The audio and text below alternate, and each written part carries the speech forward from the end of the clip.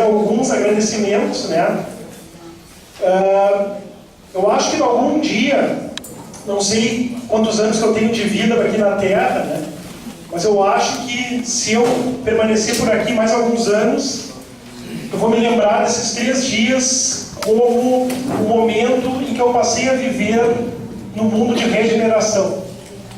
Porque nesses 3 dias têm sido caracterizados só por valores positivos, só por altruísmo, só por coisas boas, né? E é assim que o nosso mundo vai ser. E nós temos a opção, mesmo que muitas pessoas ainda não vivam assim, que optem por não viver desta maneira, nós temos a opção de já viver neste mundo. E esses 3 dias me mostraram subjetivamente que isso é totalmente possível. Então eu não quero cometer injustiça nenhuma de esquecer ninguém, né? Mas além de dizer muito obrigado de coração por esse presente que todo esse grupo de fora de Palmeira nos deu a nós de Palmeira das Missões, esses momentos que estão sendo inesquecíveis para todos os que estão tomando parte deles, né? Eu queria dizer um muito obrigado aos funcionários da Promotoria de Palmeira das Missões, representados aqui pela Clariana, não sei porque ela está ali, né? Que nos deram um apoio muito condicional, fazendo além das atribuições deles, né? E queria também mencionar aqui todos os participantes da nossa rede de apoio à escola, da RAI Mãe e das RAIs Filhas, de todas as escolas, das pessoas, das professoras Lia e Rogério.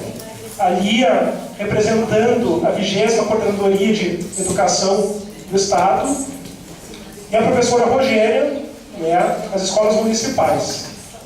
Né. Fomos nós 3 que mais... nunca nos encontramos tanto, nunca trocamos tantos e-mails e telefonemas, né? E deu tudo certo. E também aos Sesnores, né? Professor, por, além de ter montado uma oficina, estar nos cedendo hoje o espaço. Né?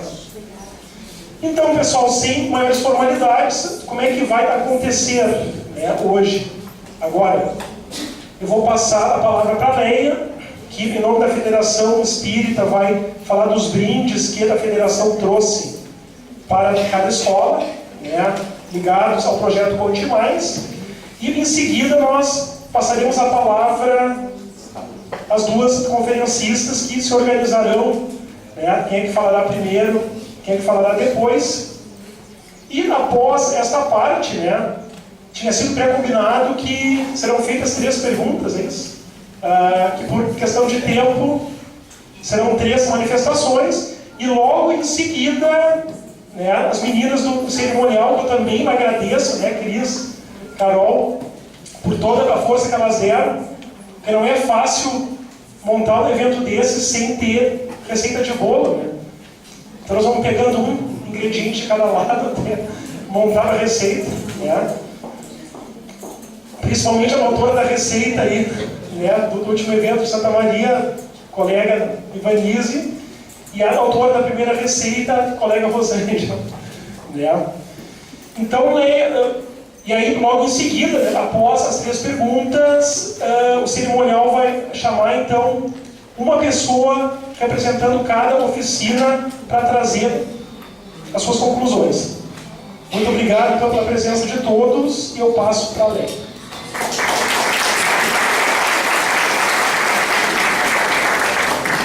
Bem, Marta, nossa parceira também, nós, pela Federação Espírita do Rio Grande do Sul, nós temos o projeto Conte Mais, que são histórias de cunho moral, educativo, feito por pedagogas e que tem uma linguagem universal, né? Não tem cunho religioso e já está em andamento em muitas escolas, né? O ano passado nós atendemos, inclusive, escolas em outros estados, municipais e estaduais. Então a gente está deixando para as instituições que assim quiserem um kit com os nossos livros que utilizam a contação de histórias como ferramenta, né? Foram feitos por pedagogas, por pessoas que se debruçaram e que têm larga experiência na área educacional, e a gente está deixando com vocês uma proposta singela para avaliação dos educadores, se assim nos entenderem. Esses kits, a professora está nos auxiliando a colher os dados, porque como nós temos o financiamento do Fundo Estadual da Criança e do Adolescente, nós habilitamos o nosso projeto no CEDICA e concorremos e foi autorizado. Nós precisamos dos recibos das escolas, porque isso entra na nossa prestação de contas, né? Entra como doação. Mas é a nossa contribuição singela por uma educação que ela passa. E eu vou passar para a Marta, que vai falar sobre uma das nossas publicações que tem um viés e uma parceria interessante, né, Marta? Bom, boa tarde. Uma das obras que vai integrar esse kit se chama Roboclavo. Ele é um fruto de um projeto de 8 meses que integra, é uma série chamada Cuide Mais, que ela vem complementar o projeto Conte Mais, com esse olhar de cuidado com a vida, de cuidado com a vida de todos os seres. E ele é um fruto de um projeto também que foi investido recursos pelo Ministério Público na área de proteção ambiental, onde se fez a proposição dessa obra com cunho de educação, onde houve um repasse de uma multa, de uma infração de uma empresa no aspecto ambiental e foi repassado para a produção de obra. Então, esse é uma das obras que vai fazer parte do kit, e amanhã, na praça, vocês vão poder conferir a contação dessa história e também o grande personagem, o Roboclavo. Já fica o convite para amanhã. Obrigada. Então, eu passo.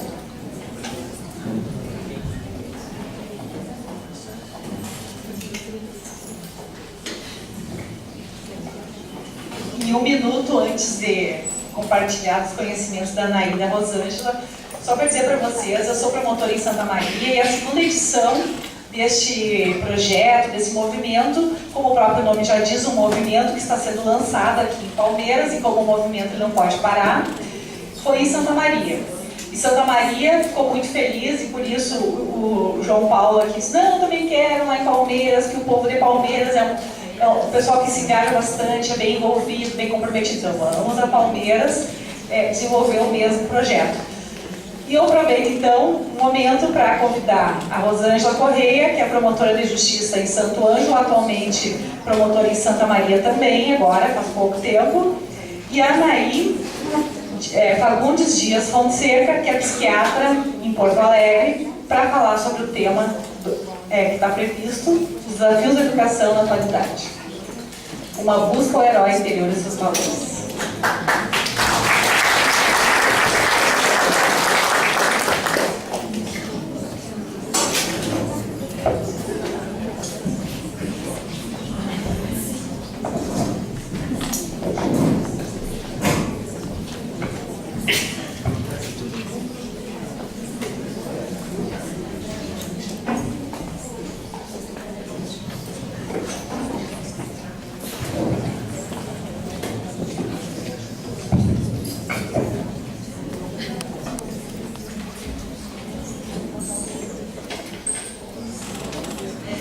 Boa tarde a todos e a todas. Eu gostaria de iniciar cumprimentando a minha querida amiga, colega de mesa, doutora Anaí, e fazer um agradecimento ao doutor João Paulo, pela confiança em nos convidar para fazer essa fala e conversar com vocês no dia de hoje, assim como todos os nossos companheiros do Movimento CEPET Araju, que para nós estarmos aqui hoje com vocês, foram muitos encontros, muitas reuniões, tem toda uma preparação para que se chegue nesse momento.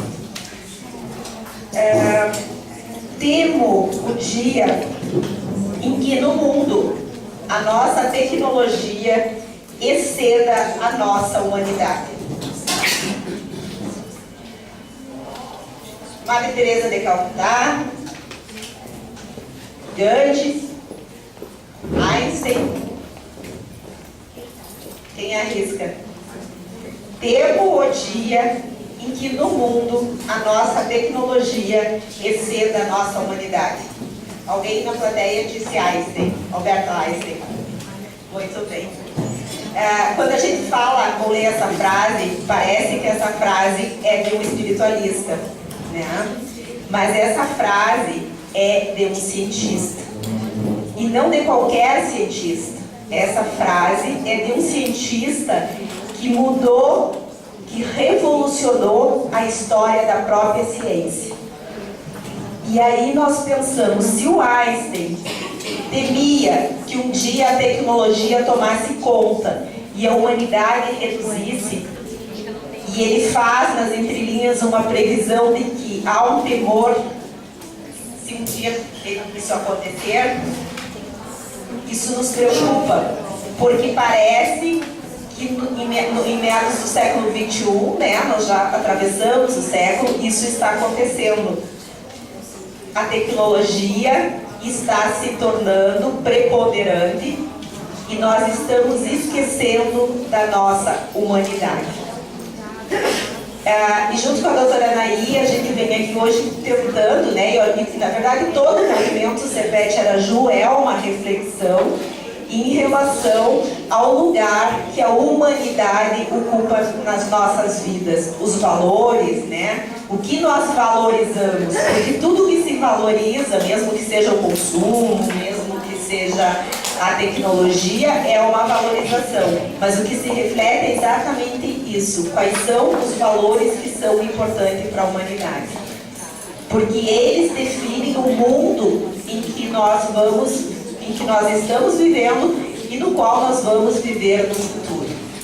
E nada mais apropriado do que refletir sobre essa questão da escolha dos valores com as escolas, com o pessoal responsável pela educação. A Escola de Educação Básica, com as universidades, né, que tem essa grande responsabilidade de formação dos profissionais que estão à frente depois das ações nas nossas comunidades. Então o movimento CEPET Araju, ele surge a partir de uma discussão de entidades, né, que se reuniu no Fórum da Paz em Porto Alegre, da angústia de promotores de justiça do interior do estado, como o caso do Dr. João Paulo, da doutora Ivanise, e eu e outros colegas que com certeza ainda virão, que não conseguiam dar conta e responder às questões que as escolas nos trazem nas promotorias, porque as questões que as escolas nos traziam e continuam nos trazendo não são exatamente do mundo jurídico, né? Elas dizem respeito das relações das pessoas, das relações das famílias, da forma como a escola consegue se relacionar com as famílias e com a própria comunidade, com os gestores, com a sua rede. E para isso, o jurídico não dá conta. Para isso, nós precisamos do auxílio de outras ciências. E foi assim que, naquelas formas misteriosas da vida, né, o Ministério Público se aproximou do Fórum da Paz e surgiu a ideia do Grupo Circular pelo Interior do Estado, e a primeira vez que o Dr. Roberto Bandeira, uma grande figura e grande esteio desse movimento, me disse que conseguiria um grupo que se mobilizaria e que iria para o interior para fazer oficinas de forma voluntária, eu não acreditei. Eu digo, isso não existe, a gente não vai conseguir. Pois é, e nós estamos no terceiro encontro, na terceira cidade do estado, movimentando, e as pessoas têm vindo sim, e as mesmas pessoas continuam, ninguém desiste, esse grupo só aumenta, né? Mas eu queria, e vocês me permitem, aí, dar um depoimento pessoal, assim, aqui em Palmeira das Missões, eu não vim de uma forma altruísta mais, eu vim por mim. Porque eu percebi que a cada participação no movimento CEPET Araju, eu sou uma pessoa melhor. E isso, conversando com os colegas de grupo, a gente vê o crescimento, o enriquecimento das vivências, né? Alguns dizem, olha, eu quero ficar fora, por favor, não esqueçam de mim. Então, assim, ó, acho que é um trabalho que todos nós crescemos. E nós estamos dando um pouquinho de nós, do nosso tempo, né? Pessoas desmarcando compromisso, os profissionais da área médica e da área psi que tem consultório, que não são funcionários públicos, né? Terminam tendo um ônus, mas todos nós temos um ganho, né? A gente dá o nosso tempo, mas a contribuição, o enriquecimento das oficinas e das atividades que se desenvolvem depois. Porque tenha certeza, João Paulo, a gente não começa e para, esse movimento não para. Ele tem uma força própria, as coisas vão acontecendo, as escolas vêm à promotoria, doutora, vamos fazer isso, vamos fazer aquilo, a gente não tem tempo, eles mandam e-mail e daí tu tem que começar a fazer coisas. Eu até hoje volto a Santo Ângelo fazer atividades do movimento CEPET Araju e o pessoal não nos solta. E às vezes eu estou em qualquer lugar do estado mais diferente e alguém me aborda, doutora, lá do movimento CEPET. É muito legal essa energia, essa coisa que passa. E é uma forma de nós transformarmos um pouco a nossa realidade com o que nós podemos fazer. Então, acho que é muito importante deixar essas mensagens nas escolas. Do que parte o movimento CEPET? Nós não temos um grande financiamento, né? Cada instituição se soma, um empresta um ônibus, outro auxilia na compra, no pagamento de panfletos, outro outra coisa. Todos nós pagamos um pouco do nosso bolso, hospedagem, enfim, mas nós estamos contribuindo em alguma coisa. Eu acho que essa experiência a gente pode deixar para as comunidades. Não é buscar o que o gestor pode fazer, o presidente, o governador, ou não sei o quê. É pensar, este é o problema. O que nós podemos fazer para resolver esse pequeno problema? O que está na nossa gestão? Sempre tem alguma coisa que está no nosso poder, na nossa responsabilidade, e é essas atividades que nós podemos fazer. E, gente, trabalhar pela paz nossa, individual de cada um primeiro, né? A partir do momento, eu estou trabalhando, eu estou muito estressada, eu estou não sei o que, peraí, então, qual é a minha coerência com o movimento CEPET Araju? Eu já fiz essa reflexão, né? Às vezes que tu fica lá uma pilha e coisa e daí tu briga, tudo. Bom, mas se eu estou pregando para os outros que tem que ter paz, como é que eu vou fazer? Aí a gente faz meditação, né, Patrícia? O Patrícia dando curso de meditação por aí, tem que trazer o curso para Palmeira, porque é maravilhoso. Foi um dos melhores cursos que eu fiz na vida, né? Eu acho que muda a vida da gente, a gente vive melhor. Enfim, tenho certeza assim, que qualquer um dos amigos, queridos amigos do Movimento CEPET Araju que viessem aqui falar, teria uma história semelhante para falar do que essa minha, de dizer o quanto enriquece as suas vidas participar desse movimento, porque se não fosse assim, eles não voltariam outras vezes e mais pessoas não se somariam. E de que nós podemos fazer, nós podemos mudar a realidade. Teve uma atividade que o movimento fez que foi maravilhosa em Porto Alegre. Eu era na época eleitoral, não consegui participar, mas tive o maior orgulho das notícias recebidas. Por conta desse movimento, o Ministério Público conseguiu firmar um TAC com a Prefeitura de Porto Alegre, que é um termo de acordo que a Prefeitura de Porto Alegre não firmava, para construir uma escola de educação infantil lá na ilha. Saiu essa notícia há umas 2 semanas, mais ou menos, né? Isso é resultado do trabalho do movimento, ou seja, a gente deixa de ser cada um grãozinho e nós nos fortalecemos e podemos fazer acontecer, inclusive, políticas públicas nas comunidades. Aí na gestão de cada um, né? Isso não foi dentro do movimento, foi as colegas que foram provocadas e que trabalharam com a prefeitura, mas muito a partir do que se produziu no movimento. Então, acho que isso, assim, é muito importante. E aí, CEPET Araju, né? Por que CEPET Araju? Em uma oficina, acho que foi em Santa Maria, não me lembro se Santo Ângelo também teve, sempre tem um questionamento, mas CEPET Araju foi conhecido pela luta na guerra, então por que o nome de Movimento pela Paz CEPET Araju? Gente, CEPET Araju não foi só a sua participação na guerra, que foi uma escolha que ele fez, ou que ele pôde fazer naquele momento, não sei. Mas o CEPET Araju é a representação de um povo, a representação de uma ideia de vida do povo guarani, que é um povo não violento, que é um povo que escolhe a forma de viver pacífica como uma opção de vida, enquanto outras comunidades indígenas viviam em guerra, eles primavam em viver em paz. O respeito que até hoje eles têm pela figura dos antepassados e das pessoas mais velhas da comunidade como uma experiência de vida, passando para os mais jovens. Um povo que tem na música, no canto, né, as suas formas de comunicação com a natureza, com seus deuses, e que tem um respeito pela natureza acima de tudo, né? A natureza é a grande mãe, de forma que eles não usam nada da natureza, não destroem nada, se não for absolutamente necessário para a sobrevivência. A destruição da natureza para acumulação é uma coisa absolutamente impensável para esse povo. E aí, nós somos os civilizados, né?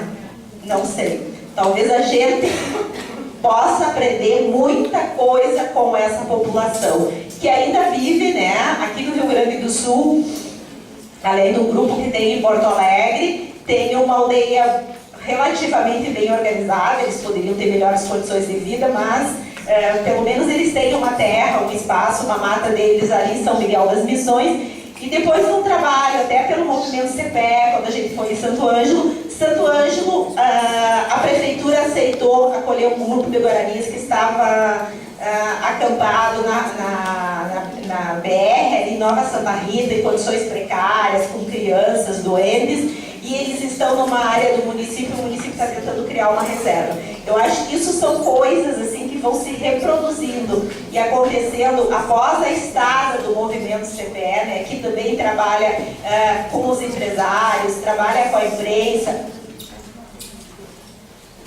para fomentar uma cultura diferente da comunidade. Nenhuma comunidade consegue ser a mesma depois do movimento CPE. E não é pelo A, pelo B, qualquer um de nós pode um dia não conseguir vir, né, e participar. O movimento caminha, o movimento vai, e as coisas vão acontecendo.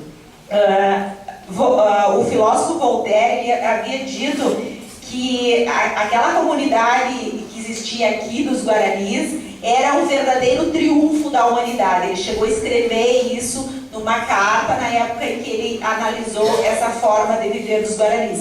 Então, para vocês entenderem por que o movimento Cepete Araju, na verdade é porque o Cepete Araju é o herói nacional que caracteriza muito bem a vida dessa comunidade pacífica de não violência. E a Anaí vai falar também, né, sobre essa questão do herói, de como da importância de nós mantermos valores dos heróis e a relação disso com o CPE, que foi o herói que nós escolhemos por ser o herói brasileiro. Ainda dentro da reflexão, eu queria pensar com vocês assim um pouquinho. Nós estivemos fazendo uma pesquisa, na verdade a pesquisa foi os colegas, o Lourenço e a Marta, que fizeram, né, nos dados da Fundação Estatística do Rio Grande do Sul e também no site da Prefeitura de Palmeira das Missões, para entender qual era a realidade desse município, um município que, segundo a Federação, tem 34, a Fundação Estatística tem 34.328 habitantes, e esse município tem o IDH em 2010 de 0,737. Esse IDH já foi bem maior. Em 2000 era 784, baixou para 725. E verificando os índices, que são os índices de saúde, longevidade, educação, se verifica que foi pela educação que baixou bastante, né? Então, eu não digo isso para criticar a comunidade de Palmeiras, não é por isso. É só para dizer que há um trabalho muito importante para ser feito aqui, no sentido de melhorar os índices de educação dessa comunidade, para que a comunidade possa recuperar aquele IDH anterior e para que a comunidade possa viver melhor. E todos nós sabemos, né, existem pesquisas que mostram que investimento em educação tem um resultado em desenvolvimento social e econômico daquele local, né? Então vocês têm muitos potenciais que vocês podem levantar. Um é a universidade, nós estamos aqui dentro da universidade, então como usar isso? A força empresarial, que hoje de manhã foi muito receptiva, né, no trabalho que os colegas e o Fernando fizeram com os empresários. Então falta aglutinar e fazer esse trabalho de rede, né? Nós não viemos aqui assim, só para estar hoje, né? Através do Dr. João Paulo, a gente está em contato com essa comunidade. a comunidade de Palmeiras passa a se integrar ao movimento CPE, e vocês podem também nos chamar, né? A gente se compromete a continuar fazendo esse trabalho. Então era só para vocês entenderem um pouquinho, assim, né? Então a proposta da gente é trazer para cá um trabalho pela não violência, né? Como nós vamos fazer isso, as oficinas encaminharam, e também um trabalho muito forte de valorização da educação nessa comunidade através do trabalho em rede. A educação é responsabilidade de todos. E isso não sou eu que estou inventando, está escrito no artigo 227 da Constituição da República do Brasil. Tá? A educação não é responsabilidade só da escola. Todos nós, cidadãos brasileiros, temos responsabilidade com a educação de todas as crianças e adolescentes desse país. Mas agora vamos aos conhecimentos da doutora Anaí, né? Todo mundo está curioso com isso. Obrigada.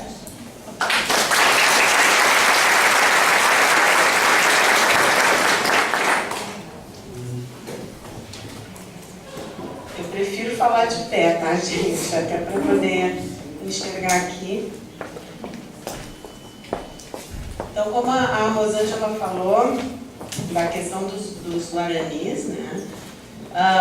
Só para lembrar, e o Dr. João Paulo também estava falando do mundo de regeneração, por 150 anos aqui nos nossos pagos, ele existiu, né? Nas reduções jesuíticas, nas missões guaranis. Por quê?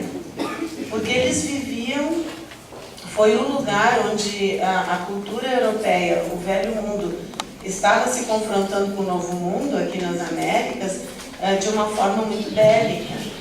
E aqui, nas nossas terras, né, foi onde aconteceu esse encontro de forma pacífica. Certamente por toda a bagagem que os guaranis traziam, né, e por serem esse povo que a Rosângela falou, esse povo basicamente pacífico, e que ficou encantado com o que os jesuítas trouxeram, enfim, falando de Deus, de Jesus, da questão da espiritualidade. E uma coisa que eu sempre me pergunto, porque a gente vive, eu, enfim, os meus colegas do movimento e de vários outros instantes aí da minha vida profissional, então a gente da área psíquica, como a gente diz, sempre se pergunta o que está acontecendo com nós, conosco, né, com a nossa sociedade, na questão de que tem uma verdadeira epidemia de depressão, de uso de drogas, de álcool. Vocês, enfim, os educadores trabalham com crianças, as crianças estão começando a beber 12, 13, 14 anos, né? A maconha entra direto e depois por aí as outras drogas. Por que eu preciso de uma química? O que está para ser feliz? E o que está acontecendo com nossos jovens e com a gente mesmo que o diálogo parece enterrar? Então, quando o pessoal, os colegas queridos aí do movimento CPE me procuraram e a gente foi fazer esse brainstorm, todo mundo que entrou, né, junto no movimento, por que nós escolhemos o mito do herói? A gente escolheu o mito do herói porque o mito do herói ele é análogo ao desenvolvimento da consciência. Por que a natureza iria gastar bilhões de anos, que é o tempo que tem a vida na Terra, né, mais de 3 bilhões de anos, para nós chegarmos nesse momento pensando quem nós somos, de onde viemos, para onde vamos, né? É muito tempo, gente, e não é o acaso, com certeza, porque não existe na natureza, se a gente observar com o coração aberto, não existe o acaso. A natureza tem suas leis e elas mostram um princípio inteligente. A Rosângela, muito intuitivamente, trouxe Einstein, que é extremamente conhecido, e ele já dizia que, enfim, sem Deus não dá para a gente conceber muitas das leis da natureza, né? Não é exatamente as palavras, mas esse era o significado. Então, eu quero mostrar algumas imagens para vocês, as primeiras imagens para a gente pensar no nosso momento atual. Eu sempre gosto de lembrar, como psiquiatra, que nós temos várias informações, por exemplo, que nas águas do rio Tâmisa foi encontrado traços de fluoxetina, que é o antidepressivo mais usado, sabe, né? Então, em Londres, muitas pessoas, que é uma das megacidades do mundo, tomando fluoxetina para ter fluoxetina nas águas do Tâmisa. O que a Organização Mundial de Saúde prevê para 2020 que a depressão vai ser a doença mais prevalente no mundo, vai passar as doenças cardiovasculares e as doenças oncológicas, que por enquanto ela é a terceira. O que está acontecendo com a gente? Então, vamos ver se tem a bolinha aqui. Tem bolinha? Não tem problema. Então vocês veem, né? Uma menina, a gente vê isso nos consultórios direto, drogada, e a gente vê as crianças, enfim, hoje em dia tem a internet, que é essa porta para tudo de bom e tudo de ruim que a humanidade fez, e aí já começamos a pensar juntos a questão, 150 anos durou aquele mundo de regeneração, aqui nos nossos parques tiveram historicamente aí algumas sociedades, mas por que a gente não consegue manter? Por que o desinteresse do homem? Por que lá, né, o Tratado de Madrid, lá os espanhóis e os portugueses resolvem simplesmente acabar com tudo, sem consideração e sem querer saber, inclusive, sempre com a questão do poder econômico, né, e do poder em geral. Então, aí, eu não sei se tem que apagar a luz, dá para ver bem. A poluição, olha a criança no lixo, né? O nosso mundo hoje em dia num carrinho de supermercado, que nós estamos no ter e não no ser, né? O ter me define e não o ser. Essa foto ali, ela ganhou um prêmio, né? Que é em São Paulo, o prédio de luxo no Morumbi, enfim, uma favela do lado. A questão da gente estar atrelado ao dinheiro, e para os educadores que se encontram e para os pais aqui, as nossas crianças, o que nós estamos ensinando, né? A gente fala muito da questão da pós-modernidade, os pensadores da pós-modernidade, que estão falando duas expressões que vocês, enfim, eu vou falar aqui coisas que alguns já sabem, mas da questão de que nós estamos nos tempos. Na pós-modernidade, é o Emile Durkheim que fala do declínio da lei do pai, e a lei do pai tem a ver com anomia, né, que é a ausência de regras. As nossas crianças, não existe mais respeito à hierarquia, e nós não estamos falando aquele respeito, enfim, Carola, não, mas o respeito do reconhecimento, por exemplo, de alguém que viveu muito mais. Eu posso aqui estar falando para vocês, enfim, depois de ter feito uma faculdade, vários pós, etc. Mas uma pessoa de 70, 80, enfim, 60 anos tenha vivido, com certeza passou por experiências muito mais ricas do que qualquer diploma que eu tenho em determinadas áreas. E por que eu não posso respeitar isso no meu semelhante?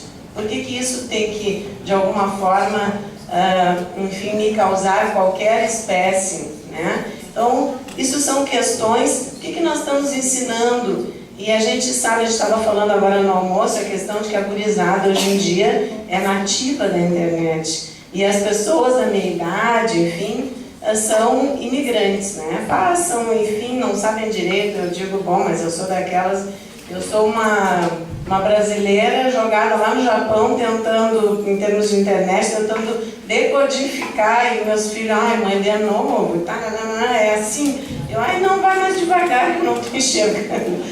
Então, na verdade, claro que a gurizada, os jovens, ficam naquela coisa, o ego inflado, tudo bem, a gente sabe que a gurizada está nessa fase, tem que estar mesmo. Agora, não é porque as tecnologias que a Rosângela, né, citou também, o Einstein falando, não é porque, de repente, a gente proporciona para os nossos filhos, e isso é uma coisa que a gente também tem que pensar, tem bebezinhos de 1 ano de idade, 2, nós estávamos falando também isso no almoço, que daqui a pouco o pai não senta mais, como eu fiz com meus filhos, tenho certeza que vários de vocês fizeram, lendo uma historinha da Mônica de Cebolinha e rindo com eles, né? Meu filho sempre foi muito risonho, e enfim, eu me lembro de historinha, ele se lembra, a gente olha um para o outro e morre de rir quando a gente se lembra de uma historinha da Mônica, que foi especialmente engraçada, ou de outros, né? Quem é que lê para os filhos agora O Pequeno Príncipe? Né? Eu sou responsável por quem eu cativo. Quem é que lê? Quem é que se deita na cama de noite? Ah, que legal, jóia, olha aí, ó, viu? Palmeiras das Missões, mostrando que, né, o seu valor. Então, gente, então vamos pensar juntos, tá? Eu trouxe para vocês, obviamente não sou educadora, e qualquer educador aqui poderia trazer pensadores, né? Claro, como eu sou analista junguiana, né? Os junguianos, onde a gente eu estudei bastante Freud e depois, na sequência, Jung, porque eu queria me aprofundar. O Freud foi até o inconsciente pessoal, eu queria chegar lá e entender mais profundamente. Quem faz essa descida é o Jung, enfim, que chega. Eu fiquei super feliz que na escola que eu fiz oficina hoje, o professor querido, que eu acho que ainda não chegou aqui ainda, tá lá ele, aí querido, sabia quem era o Jung e tal, e tivemos um grande papo. Então, na verdade, gente, o Pestalozzi, que vocês veem que é do século XVIII e XIX, né?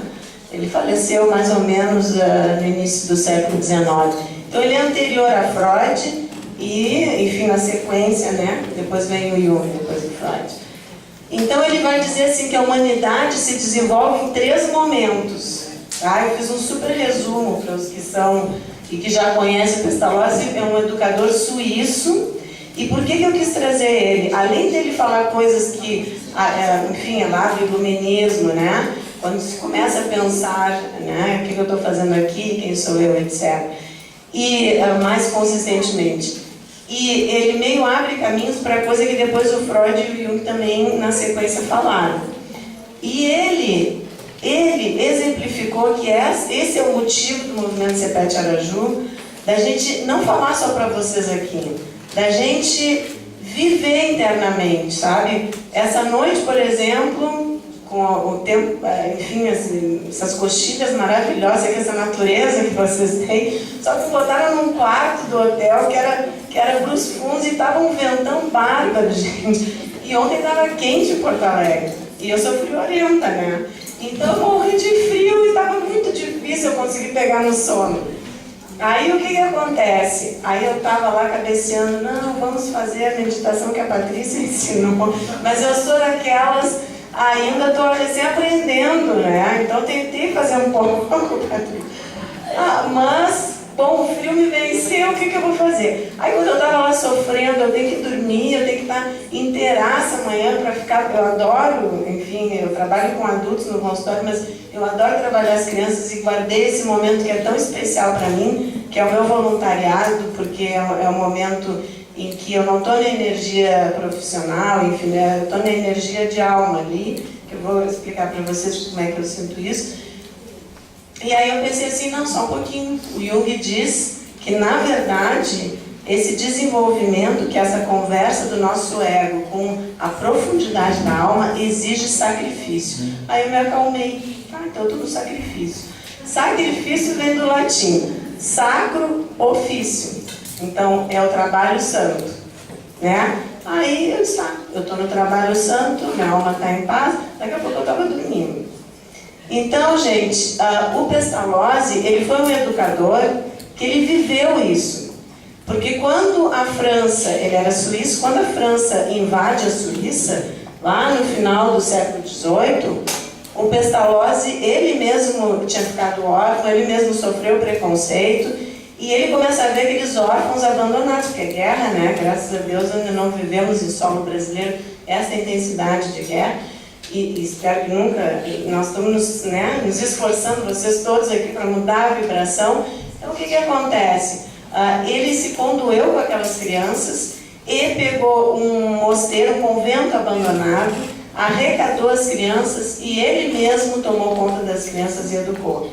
Então ali ele deu o exemplo do herói, que não é o exemplo da celebridade, a gente vinha conversando sobre isso hoje, não é o exemplo da celebridade, o herói às vezes é silencioso.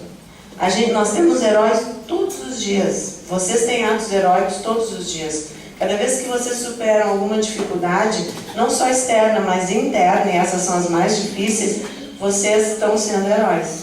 Vocês estão em contato com a profundidade da alma de vocês. E essa é a tarefa mais difícil, porque quando a gente conseguir se mudar, a gente muda o mundo. Aí nós estamos no mundo de regeneração. Então, na verdade, o Pestalozzi foi um educador que deu esse exemplo. E ele vai dizer que a humanidade se desenvolve em 3 momentos. o que ele chamou de estado natural, os instintos, os impulsos naturais, depois, enfim, ninguém descobre ninguém, gente, isso é outra coisa, enfim, descobre o ovo de Colombo. Né? Quando a gente fala pensador, o próprio Einstein, a teoria da relatividade, ele sonhou com ela, vamos combinar ela. Aí vamos dizer, não, né, mas estava lá no inconsciente dele, ele estava se espremendo a cachola e não conseguia, veio de algum lugar, sendo que ele teve ajuda da esposa dele também, que isso a história não fala. Né? O Freud também não descobriu nenhum ovo de Colombo, que vocês estão vendo que o Pestalozzi já começou a falar de estado natural, que era instintos e impulsos naturais. Quer dizer, o homem lidando com a sua parte, entre aspas, biológica animal. E o estado, e nem o Jung, nem nenhum pensador, nós estamos sempre fazendo uma continuidade. A evolução, gente, não é, como foi mal interpretado Darwin, não é a lei do mais forte. A evolução é solidária.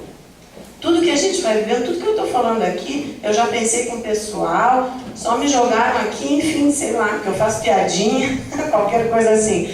Mas, na verdade, tudo a gente, tem vários outros educadores, outros pensadores aqui do movimento, vocês mesmos, saberiam muito mais do que eu. Então, na verdade, o que a gente está fazendo só? É se disponibilizando porque nós somos todos realmente interligados. Então vamos ver como é que é isso. Aí o Pestalozzi vai dizer que então existe o estado natural, esse dos instintos, dos impulsos, o estado social, que são as leis e normas que contenham e regulem os impulsos para a vida em sociedade, e aí ele vai dizer, só tem uma coisa, né? Eu me submeto à vida em sociedade, mas eu me submeto porque eu quero viver com meus prazeres. Os instintos e os impulsos de uma forma adequada e que, enfim, eu seja aceito, né, no grupo. E esse estado social tem a ver com poder, porque eu vou estar me submetendo ao poder. Mas o poder, ele não vai e o estado social não vão me levar ao estado moral.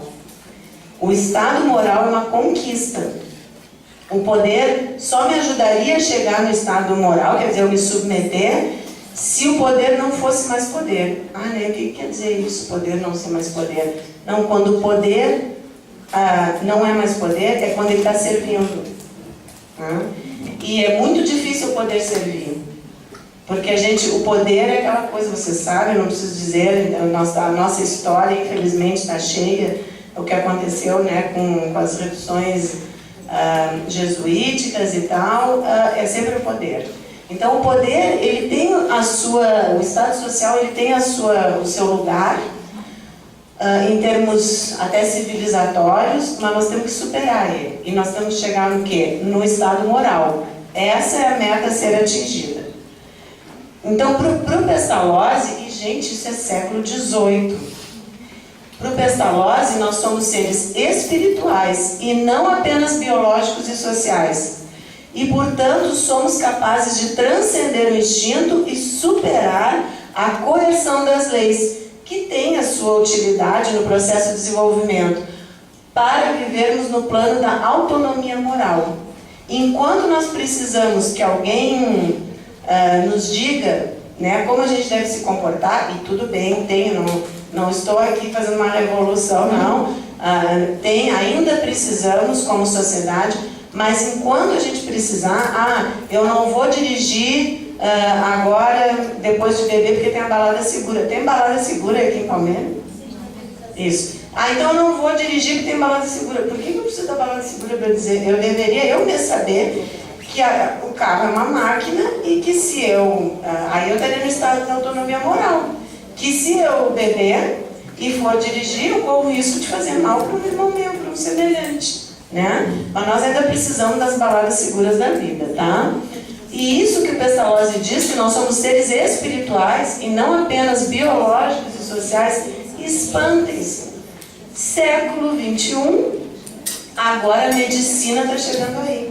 Porque a Organização Mundial de Saúde tem uma diretriz que diz, até então a saúde vinha do equilíbrio entre os fatores biológicos, psicológicos e sociais. Agora, porque as pesquisas médicas estão dizendo que quem tem mais espiritualidade é uma pessoa mais saudável, tá? Então, agora a Organização Mundial de Saúde diz, opa, temos que entrar com a questão da qualidade de vida e dos fatores espirituais também, tá? Então, no estado natural, nós somos obra da natureza, certo? Nós estamos conectados com o nosso lado animal.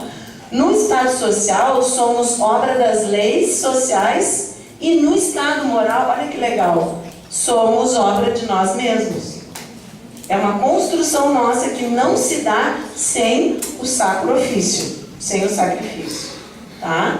Esses estados são instâncias necessárias para o desabrochar divino da alma, mas devem ser integrados a partir de uma perspectiva superior. O que Pestalozzi quer dizer com isso, né?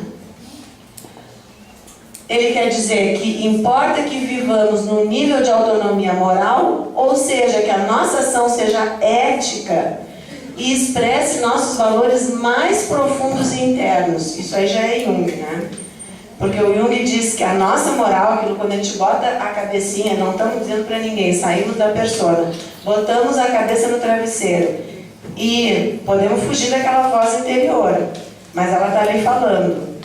E se eu acho que eu não fiz alguma coisa ética, o mundo pode dizer, ai que legal, não sei o que a Nay fez, deixou de fazer, e não sei o que, mas lá no fundo tem uma voz que me diz, tu pisou na bola. Ninguém sabe, mas eu sei. Eu posso fugir a vida toda, meu ego vai fugir, tem os mecanismos de defesa e tal, né, que já estão bem estudados, que Freud trouxe. Mas lá na profundidade o Jung diz que nós temos uma outra consciência que ele chama de self, e que essa consciência, que é a consciência do inconsciente, enfim, que está no inconsciente coletivo, que é a nossa bagagem espiritual, essa consciência vai te dizer que tu pisou na bola. Tu pode fugir dela a vida toda, mas ela vai estar ali te cutucando.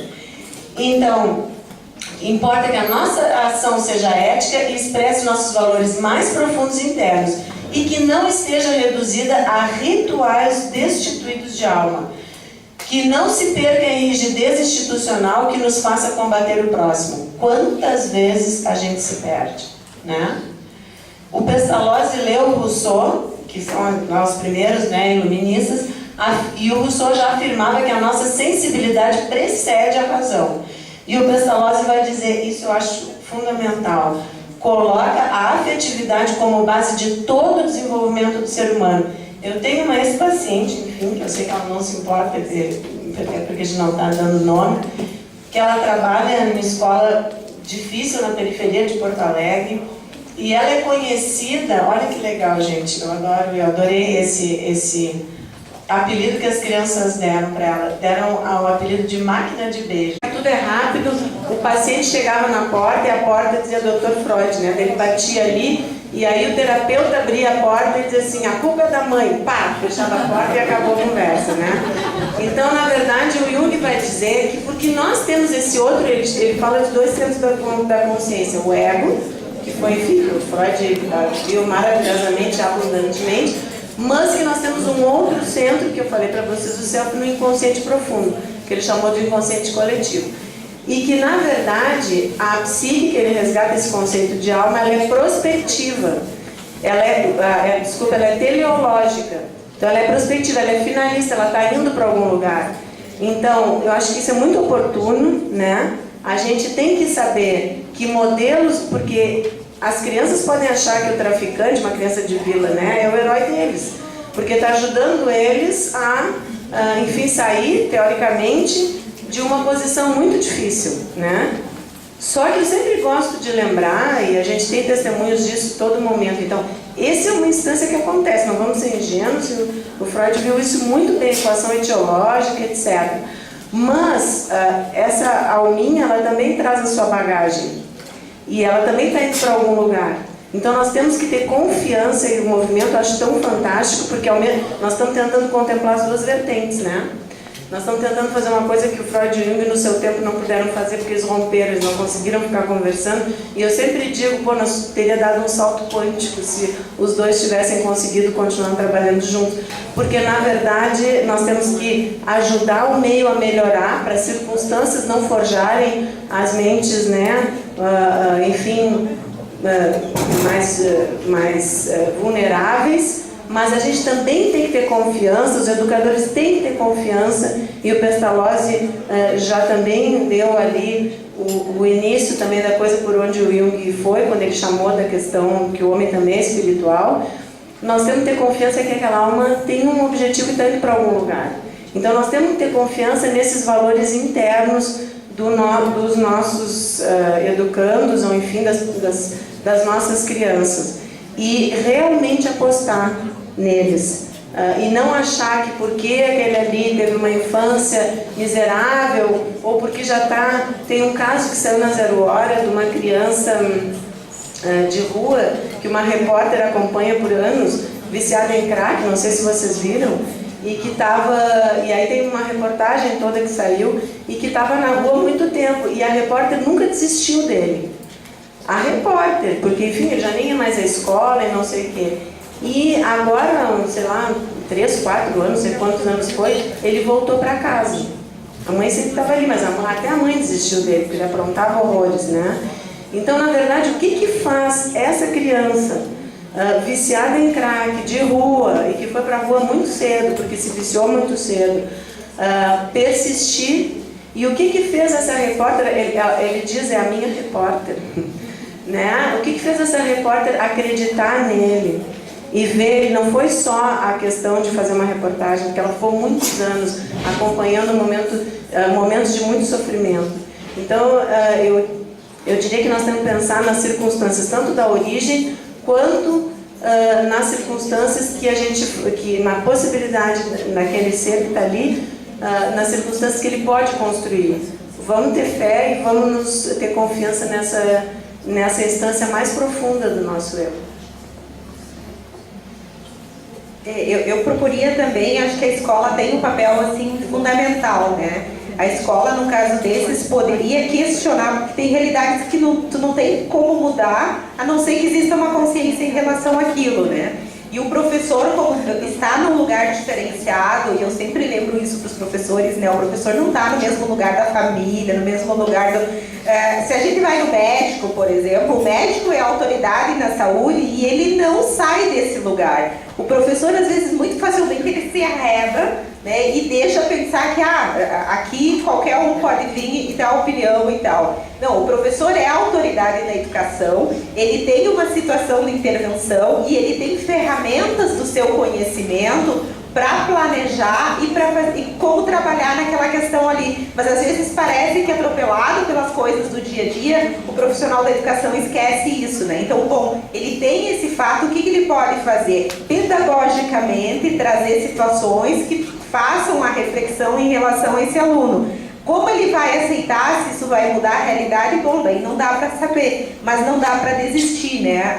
E o professor, ele pode sim vir substituir essa figura subjetiva do herói, que num determinado momento é o traficante, né? Se o aluno conseguir fazer um vínculo com aquele professor de admiração, de cuidado, que foi feito que essa repórter do menino fez com ela, né? Daqui a pouco esse aluno começa a modificar em algumas coisas, né?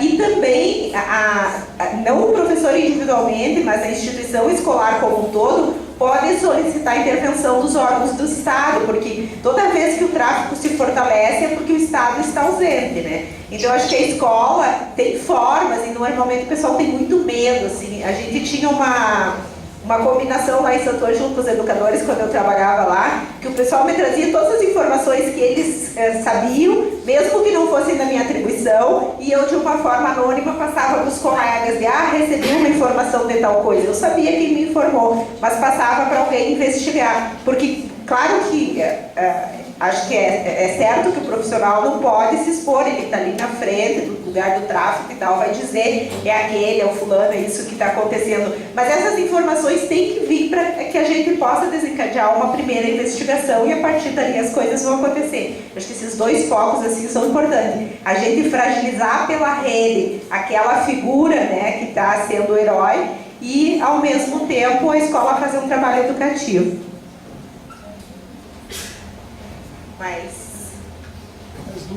Mais duas, né? Aonde? Não. Eu poderia dar um relato, só que eu não passo o microfone. Ele não vai sim, a pessoa lá em casa são músicos e todos nós. Se ela vem a fase. Eu tenho um relato eu trabalho numa escola de periferias, meninos, que desde os 10 estudam na escola e eu dou aula por 4 anos.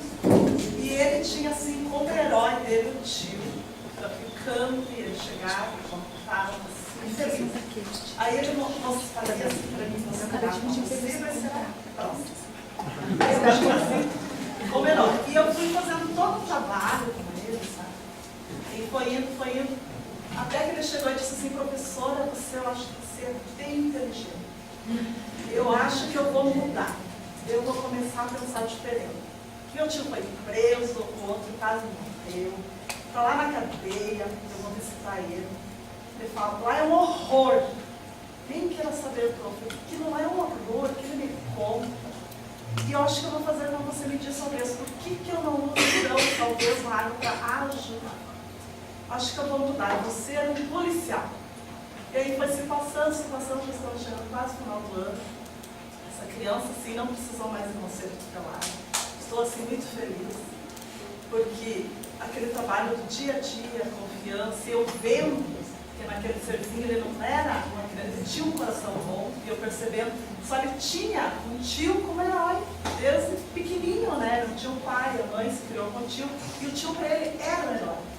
Porque ele achava assim o máximo, né? Aquilo era a vivência dele. Só que quando eu fui fazendo trabalho aos pouquinhos, com o Conte Mais, que todo dia eu conto uma história, Conte Mais, eu trabalho na escola. Hoje eu estou muito feliz, essa criança não precisa mais de conselho tutelar. É uma criança assim, maravilhosa. É uma experiência que eu acho que tem que ser colocada.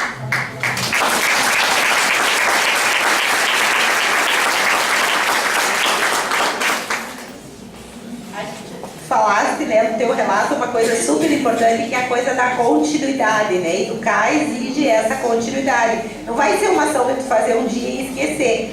Porque se tu não tivesse esse trabalho, esse vínculo com ele, quando a situação do tio se fragilizou, ele ia ficar perdido e provavelmente ia buscar outro herói negativo. Foi o trabalho contínuo que tu pegou muito bem, né? Foi o trabalho. Não dá para desistir, é muito importante. E só para acrescentar, que nesse momento, foi um ótimo exemplo, tu estava em contato com o teu, que a gente chama o teu herói interior.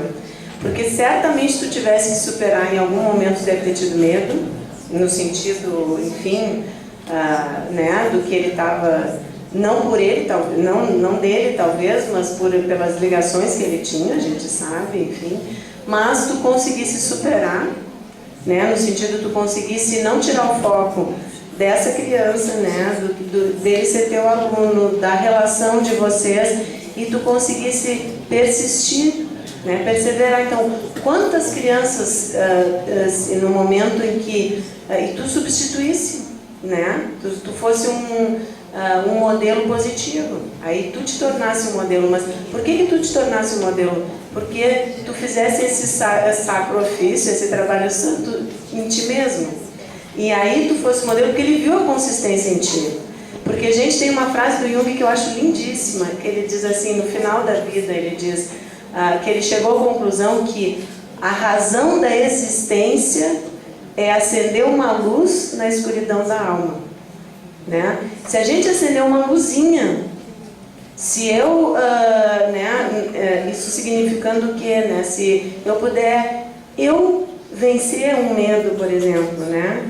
Vamos simplificando, certamente foi mais complexo que isso, mas no momento que tu venceu esse medo, e no momento que tu não te perdeu do teu aluno, e que tu não te perdeu dele como pessoa, e que tu mantivesse o contato de alma para alma, né? Tu superasse a ti mesmo, e ele achou o caminho para a superação dele mesmo.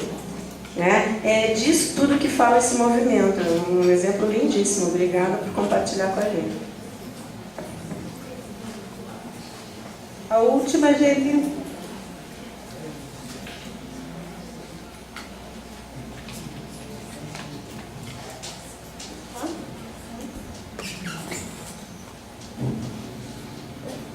Mais nenhuma? Bom, então, só nos resta agradecer, né, a participação de vocês, as contribuições. doutora Anaí, né, por estar junto, e estamos disponíveis, né, se vocês quiserem discutir. Amanhã a gente vai estar na praça, então de repente surge alguma coisa, todos os oficineiros, a gente pode discutir de uma forma coletiva, mas individualmente. Tá. Bom, eu sou suspeita para falar da praça, o Dr. Roberto pediu para falar da praça, porque eu acho que a praça é o ponto alto da atividade do movimento, porque é muito descontraído, muito alegre, nós temos a presença de crianças, né, podem levar as crianças, tem brincadeiras, e tem atividades, oficinas, e a gente leva chimarrão, fica conversando, então, aquilo que eu não quis falar aqui em público, eu quero conversar com alguém lá, aí não é comigo, mas eu sei que é com outro meu colega que tem aquele trabalho, a gente já vai encaminhando, vai trocando, é um momento assim muito legal e todos estão convidados, né? Ele pode levar a família, pode levar as crianças, levar o chimarrão, levar a cadeira, a partir das 10, né?